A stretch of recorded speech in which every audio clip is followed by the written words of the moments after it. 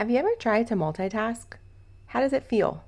Does it feel extremely productive and the best way to do your to-do list? Or does it feel stressful and make you worried about missing something and having errors? For me, at least, multitasking sounds good, and I used to think the more that I can do and the busier that I can seem, the better. But really, multitasking is not your best option for productivity. And so today I want to talk about the myth of multitasking and give you actionable steps to still get done what you need to, but better. So let's dive in. Are you too busy to prep healthy meals? Do you feel self-conscious about your body and your clothes not fitting right, but you don't have time to work out? Does your life feel unorganized and messy? Do you wish you had routines and habits that made health simple, even with your busy schedule? I know, I've been there. Hi, I'm Shannon Marquita, and no one ever really taught me how to eat healthy. I didn't know anything about nutrition, so I found myself eating whatever was easy, which definitely impacted my energy, weight, and focus. That's why I created this podcast, to show you that through healthy habits and time management, you can know you're doing health right. So stop scrolling social, clicking the ads, and buying all the things. Let's grab our Americano and pop in our AirPods. It's time to solve the real problem together. Welcome home. A fresh start awaits. Multitasking, by definition, is the performance of more than one task at the same time. Now, that sounds pretty great. I would love to get more than one thing done at the same time. But the reality is, when we try to do that, we really don't do anything well because we aren't fully focused and we become more prone to errors because we're distracted. How many times have you been doing something on your phone and then received a notification and then had someone come up and try to talk to you? Where is your focus completely? Nowhere, right? You're trying to focus on whatever the message was that you were doing on your email, whether a text or email or something you needed to read. And then the notification pops up and you're thinking, oh man, I wonder what that says or is about, or do I need to check it right now? And then someone comes in front of you and is trying to talk and you're not fully listening or engaged, and that person might not feel seen or heard, or you might have to ask them to repeat themselves because you are just trying to do too much at once. And so things aren't being done well. I can completely relate to this, and it's very frustrating to myself. I'll be on my phone doing something and a notification will come through and I'll think, okay, I need to go back and I need to check that because XYZ. So I finish what I'm doing, and then my brain, because it wasn't fully focused and there's too much going on at once, thinks to itself, now what was it I was just about to do? And I have to pause and I have to try and backtrack to reframe what the moment was to then see, oh yeah, okay, I need to go over here and I need to do that. So really, trying to multitask causes more stress and actually takes more time because we often have to go back and try to refocus, remind ourselves of what was happening, what we're trying to do. We need to fix errors. We have to ask people to repeat themselves because we weren't fully listening. We may have missed a detail. And all of that was because we were trying to be more productive and more efficient, but really it had the complete opposite effect. So today I want to talk about the myth of multitasking and give you some actionable steps that you can take away so that you can still be highly productive and actually do it even better. So one of the things I want to talk about is prioritizing dedicated time to work and to make that time as distraction-free as possible. Because the more that you're able to focus and concentrate, your productivity skyrockets. So you might think, oh, I need to focus on this and do that, and I can't afford to only be doing one thing. And I completely disagree. I would argue, in order to be the most productive and the most efficient, you need to do things well. So you need to be able to limit distractions.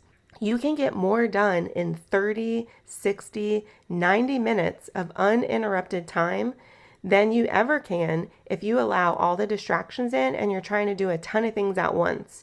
Because then you're not actually finishing tasks. You're doing a lot of partial tasks, which is creating more problems for you because then you have to go back later, remember where you left off, clean up whatever mess you may be left behind because you didn't get to fully finish the task. It could be a physical task. You could be doing something at your house, in your garage, fixing something, and you were trying to go from one thing to another too quickly, and there were distractions, and the time wasn't completely protected. So your tools are out, your parts are left all over the place. Somebody could get injured. You could lose things, all because you didn't take the task from start to finish. And so the task isn't really done, and you're having to go back later in order to finish it. Now, was that really efficient? Was it really as productive as you'd like? All the answers are no. So figure out what a task requires. Block off that time. And it might be that you know up front you are not going to get to finish this task completely. And so you are planning, what piece of it am I going to do today? And that's the part that you are accounting for in your time and in the distraction-free zone. Now, what does it look like in order to create a focused, prioritized, dedicated time to do these projects? Depending on what the task is. I know for me, when I'm working with numbers and spreadsheets, if I'm in the office, I will close my door. I might put my phone on silent because I need to be completely focused. The times that I don't do that and I allow people to come in at their leisure to talk with me about things or allow my phone to ring and interrupt me, the amount of mistakes that are made, I am not proud of. And it's all unintentional. It's all extremely innocent, but it's because I am allowing in those moments too much to happen at once, and I am not focusing on the most important thing that needs my time and attention then. So, silencing your phone, closing your door, communicating the amount of time that you need. Why? You might work from home. You might have people who are around you that are used to having access to you all the time. And that's great. I love an open door policy. I love having that communication and relationships with people. But there are times when we need complete focus, and communication helps with that so people don't think, why is their door closed? Why can't I reach them on their phone? Why is it on Do Not Disturb? Are they mad? What are they doing? And this is really important. And it might be really important. You can have access to you that's allowed for certain people and let them know, my phone's at Do Not Disturb, but you can have your, I forget what it's called, favorite people, or I don't remember what it is, just people that always have access to you. So even when you're on Do Not Disturb mode, people can still reach you. I think it's called focused. I'll have to go back and look. But that means that they understand during this time, like it's an emergency if they're reaching out, because the attention that you need to what you're working on is really important.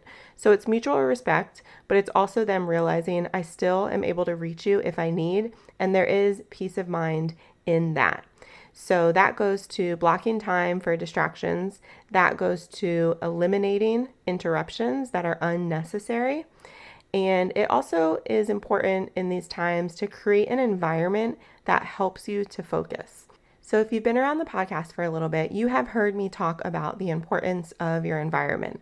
So especially when it comes to work, having it be a place that is minimal stress and allows for the focus that you need on your tasks. So what does this mean? This means that your desk is not completely cluttered with piles of paper or things around that just do not need to be there. Because what your environment looks like on the outside affects you on the inside. And if you don't believe me, walk into someone's house who has toddlers. I love kids immensely. But there is a state of environment when toddlers are around that you just realize we're in survival mode. There's so much energy happening. There's so many tasks at hand that things just are how they are. And during nap or at the end of the day when everyone's gone to bed is when we'll restore order and peace and kind of reset for the next day. And that is the reality of what you don't want when it comes to your workspace, because you don't have time to always be cleaning up, because that's taking you away from the tasks that you need to be focusing on. So you need a place where when you sit down, you know what you're supposed to be doing and you can immediately dive in. If you've ever had a workspace or worked with somebody who is the opposite of this, you know that they kind of always seem a little bit all over the place. I know that I've worked with people like this, and I think to them, they are still in the mindset of, if I have stuff everywhere, I seem really busy and I feel really important. But the reality is, it is a reflection of chaos and disorder and not really knowing what you should be doing, probably being behind on your workload, and it is not a good place to be. So you need to have systems, which I have done podcasts on and I will touch on more in the future. But when it comes to being the most productive in the time that you have to work with, you need to have a place where you sit down, you know what you're supposed to be doing, you are set up to be able to dive in, and you just get to knock it out, because you also want to be present in your life and you don't want to be working all the time. So if you sit down and your workspace is a mess and you can't dive into what you're supposed to be working on because you first have to make space and clean up, then now you're taking away from your work time and it might have to be prolonged, which means you're missing time with your family, friends, the people that are important to you, and the things that you want to be doing outside of work, because there is a sense of balance that you need. You can't work all the time and truly be fulfilled and have a healthy life because you're not investing in the relationships that matter. And in addition to investing in the people that matter, it's also important to invest in yourself. So for example, I have been in seasons where I have been go, go, go, work, work, work, and burnout is a very real thing. And that takes time to recover from. And it definitely takes a toll on you all around. So taking regular breaks that are healthy and planned, and being open to even the ones that are not planned, but also being intentional about avoiding burnout. And ways to do this are having intentional block time to work and then having time to kind of regroup. That can look like grabbing lunch with a friend. That can look like just getting up for 10 to 15 minutes and taking a walk, getting some sun outside and fresh air. Can be calling a friend to kind of check in. Whatever it needs to be, whatever it looks like for you, it is removing yourself from work and unplugging during the work days, but then also during weekends and having trips in order to reconnect with the world outside of your work. Because especially for those of us who love what we do and want to see increased productivity and efficiency and growth, it's easy to go, go, go and say yes and take on additional projects because you know this is going to move the needle, this is going to continue to serve people better, and this is going to be all around good. But if all we're doing is working, it is going to eventually catch up to us, and we don't want to get to a place of resentment with our work, especially when we have so much passion and connection to its purpose. And so we have to protect our mental state and we have to protect our energy levels so that we can remain at our peak performance and we are producing at a high level, both with our work, but then also outside of our work in order to be regrouping and being our best self. So I hope this episode was valuable to you. The more people I talk to, I just constantly hear about efficiency and productivity. But I also can tell that people a lot of times are just at their limits because they know they want to do more. They always feel like they should be doing more, but they're also just tired. And so I hope you found value in this episode in order to be more efficient and productive, but also be doing things well in order to protect your work time and know how to unplug, to honor your personal time and relationships and mental health as well. So I hope you're doing well, and I am excited for all this year holds for all of us all around. Talk to you soon. If this podcast helped, challenged, or inspired you in some way, I would love it if you'd do me a huge favor and leave me a review over on Apple Podcasts. It helps me to hear from you and know how this is best serving you. And go ahead and screenshot this and share it in your stories. Tag me at Shannon Marquita. That's ShannonMarqueta. And send it over to a friend in a text who is ready for healthy changes in her life too. Let her know that this episode might serve her as well. I am just so grateful for you and would love to hear from you. Come hang out and let's connect over in my Facebook group.